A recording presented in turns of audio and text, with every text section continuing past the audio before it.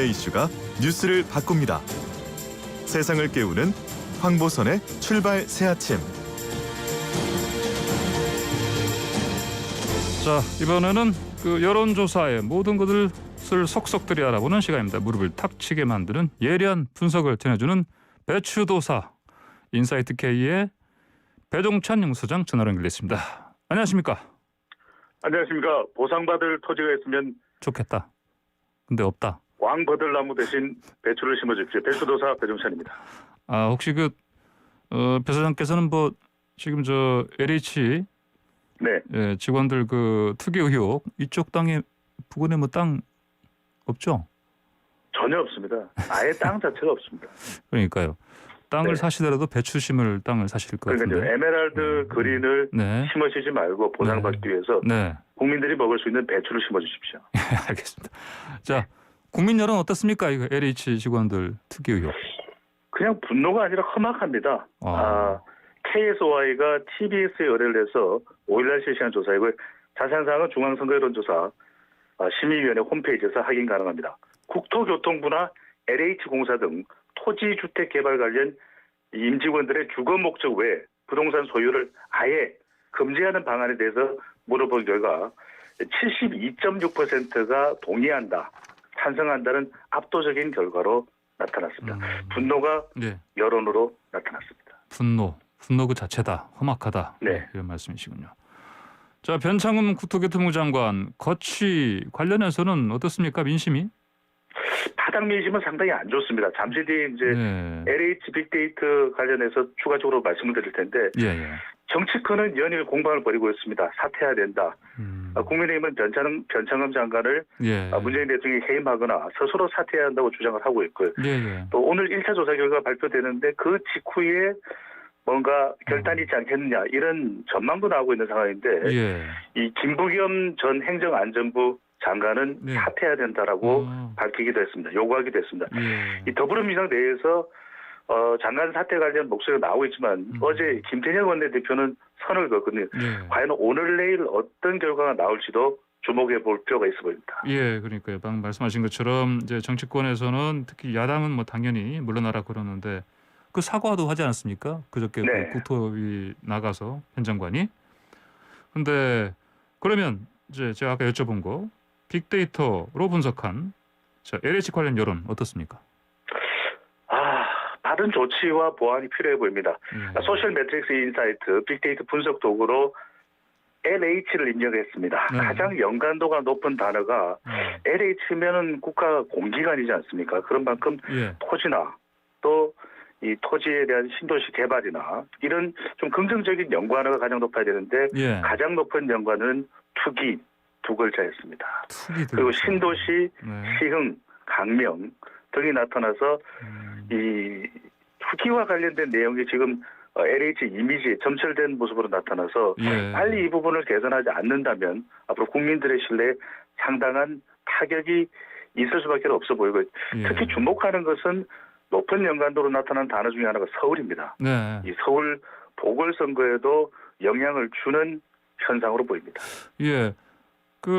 이제 정부의 그 합동 전수조사 결과 오늘 1차 오후에 한 2시에 하는 걸로 제가 좀 기억하는데요. 네네. 정세균 총리가 직접 하는 걸로 제가 들었습니다. 그리고 그렇습니다. 이게 정세균 국무총리가 어떤 결과를 발표할지 그리고 예. 이 발표를 통해서 상당히 국민들이 정부 결과 발표를 믿고서 일단락 될지 아니면 이것이 더 큰 파장이 될지는 단순히 이 LH 문제뿐만이 아니라 보궐선거를 앞두고 있기 때문에 더 큰 영향을 줄 수 있는데 앞서 말씀드렸던 대로 예. 빅데이터 분석을 내용을 보면 LH와 관련된 감정 분석입니다. 여론조사로는 이것이 이제 예. 긍정이냐 부정이냐를 의미하는 것인데 예. 의혹, 범죄 이런 감성 연관어가 연결되면서 이 긍정적으로 보고 있는 이 반응은 감성 분석 반응은 14%에 그쳤습니다. 변창흠 장관을 추가적으로 더 분석해 드립니다. 변창흠을 입력했더니 예. 가장 연관도가 높은 단어는 국토교통부가 아니었습니다. LH였습니다. 그리고 두 번째 연관도가 투기였습니다. 이 바닥 민심이 상당히 좋지 않기 때문에 예. 과연 정부로서는 판단의 기로에 서 있는 모습으로 분석할 수 있겠습니다. 그러니까요. 보궐선거에 미치는 영향을 판단하느냐 아니면 네. 그래도 아직은 진상규명도 필요하고 부동산 정책을 끌고 가야 되기 때문에 그대로 유임하느냐 그 기로가 오늘 내일 상당히 집중될 것으로 보이는데 변창흠 입력을 했을 때 감성 분석, 긍정이냐 부정이냐를 분석하는 도구라고 말씀드렸는데요. 예.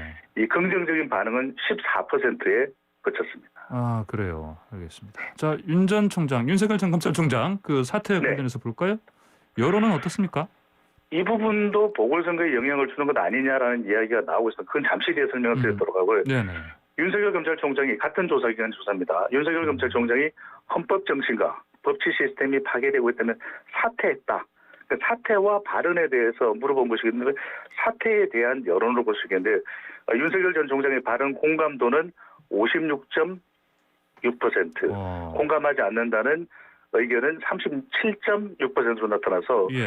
그래도 공감 의견이 높았던 것은 중도층이 윤석열 전 총장 쪽으로 예. 좀 이동한 것 아닌가 이렇게 분석을 해볼 수 있는 것이 진영 간 대결 구도에서 중도층이 봤을 때는 뭐 옳고 그름을 떠나서 이런 파장을 통한 검찰개혁에 대한 우려, 또 예. 피로감 이것이 오히려 공감 쪽으로 간 것으로 분석됩니다. 예. 그 사태 이후에 또 지지율이 좀 올라갔죠? 대권 지지율. 그렇습니다. 이건 뭐 예. 워낙 많은 언론기관에서 보도를 해서 예.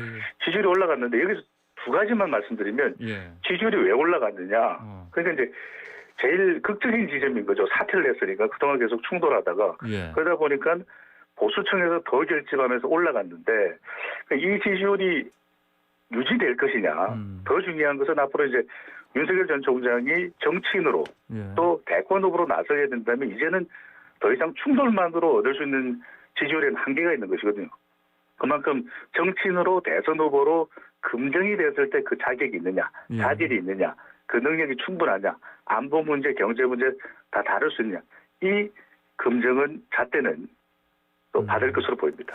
예. 윤 전 총장 사퇴하면서 아예 이제 뭐 반문, 네, 하나의 뭐랄까요, 그 상징적인 인물로 또 이렇게 얘기도 하는데, 네. 그렇다면은 윤 전 총장 지지율이 올라가면 문재인 대통령 지지율은 또 거꾸로 또 내려가는 거 아닙니까? 혹시? 그렇습니다. 그 추세를 좀 소개를 해드리면 최근 종합적으로 대통령 국정수행 지표 결과를 보면은 뭐 급락하지는 않습니다. 그 지점에서는 분명히 문재인 대통령의 견고한 지지층이 있다는 것을 확인할 수 있고요. 그럼에도 불구하고 긍정평가가 살짝 내려오거나 또는 부정평가가 살짝 조금 올라간 그런 조사 결과가 발표인데 이건 아무래도 중도층의 영향으로 보입니다. 중도층이 이 윤석열 전 총장과 관련해서 조금 이탈하고 또 부동산 LH 이 지분 투기 사태로 이 서울 지역의 지지율이 더 내려간 모습.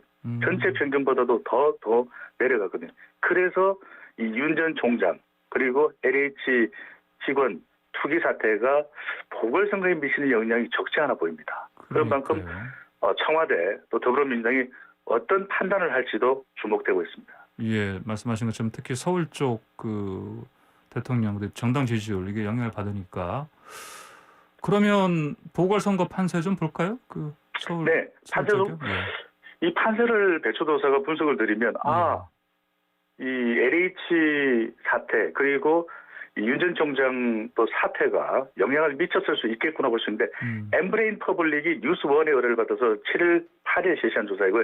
자세한 사항은 중앙선거여론조사 심의위원회 홈페이지에서 확인 가능합니다.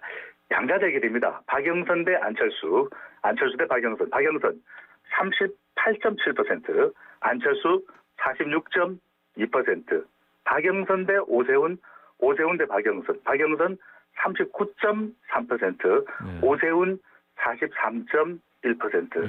세 가지를 발견하게 됩니다.